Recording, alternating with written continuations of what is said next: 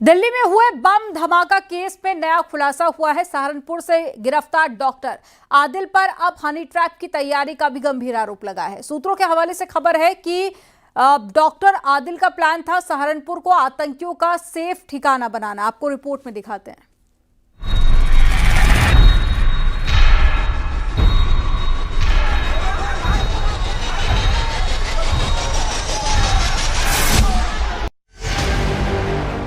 Delhi blast की जैसे जैसे जांच आगे बढ़ रही है, वैसे वैसे चौंकाने वाले खुलासे हो रहे हैं।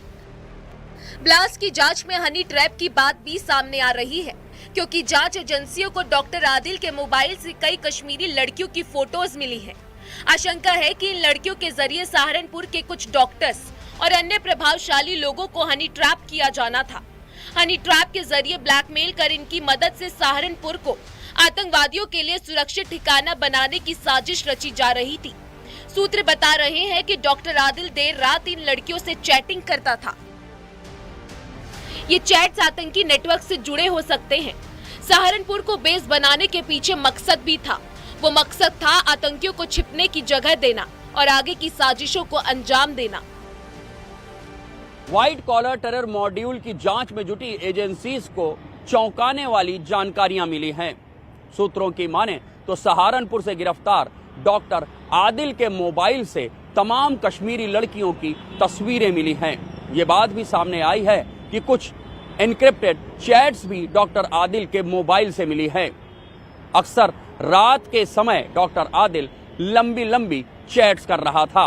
अब एजेंसियों को आशंका है कि कहीं ऐसा तो नहीं है हनी ट्रैप के जरिए सहारनपुर के तमाम डॉक्टर्स और रसूखदार लोगों को फंसाने की साजिश हो रही थी। लेकिन ये तो सिर्फ एक हिस्सा है। दिल्ली ब्लास्ट में शामिल आतंकियों ने कानपुर से मोबाइल सिम खरीदे थे। कुछ 6 सिम कार्ड कानपुर से लिए गए, जबकि नेपाल से second hand mobile phone import किए गए। जांच में पता चला कि ब्लास्ट के लिए 7 मोबाइल और 17 सिम का इस्तेमाल हुआ है। चौंकाने वाली बात यह है कि सभी सिम फर्जी आईडी पर खरीदे गए थे। नई दिल्ली ब्लास्ट का कानपुर कनेक्शन सामने आ गया है। इस पूरे मामले की जांच में जुटी एजेंसीज को अहम सबूत हाथ लगे हैं। ये बात सामने आई है कि आरोपियों ने जो मोबाइल और सिम कार्ड इस्तेमाल किए, उनमें से 6 सिम कार्ड कानपुर से खरीदे गए थे।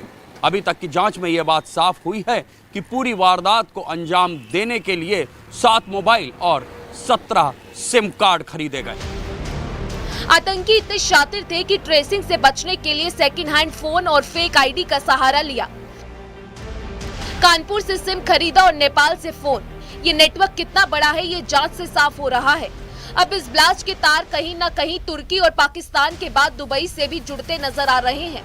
दरअसल खुफिया एजेंसी को ये जानकारी मिली है कि ब्लास्ट से पहले सहारनपुर से गिरफ्तार डॉक्टर आदिल अहमद का भाई मुजफ्फर, जो करीब 2 महीने पहले दुबई गया था, इससे पहले उसके पाकिस्तान जाने की भी खबर है।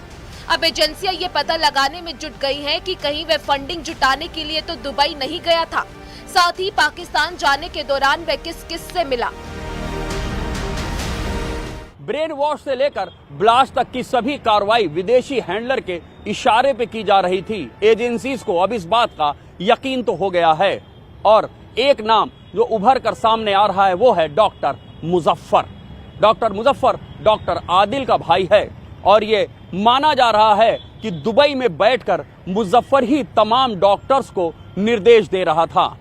जांच के दौरान ये बात भी सामने आई है कि doctor Adil, doctor Muzammil, doctor Umar, यहां तक कि डॉक्टर शाहीन ने भी दुबई और तुर्की की यात्रा की। आखिरकार इन यात्राओं के पीछे का सच क्या है? क्या इन्हीं यात्राओं में छिपा हुआ है आतंक का दिल दहलाने वाला खेल? अब एजेंसीज इसी कोड को डिकोड करने में जुटे हुई हैं। दिल्ली के रोहिणी में हुआ धमाका कोई इत्तेफाक नहीं, बल्कि एक सुनियोजित साजिश का हिस्सा था। सहारनपुर के कुछ डॉक्टर्स और वो लोग सुरक्षा एजेंसियों के रडार पे हैं, जो हनी ट्रैप के शिकार हो सकते थे। कश्मीरी कनेक्शन, फर्जी सिम, सेकंड हैंड फोन, ये सब आतंकी मॉड्यूल की कहानी बताने के लिए काफी है। इन सब के बीच क्या सहारनपुर आतंक का नया हब बनने वाला था, इसकी भी जांच जारी है। Bureau report, news 18।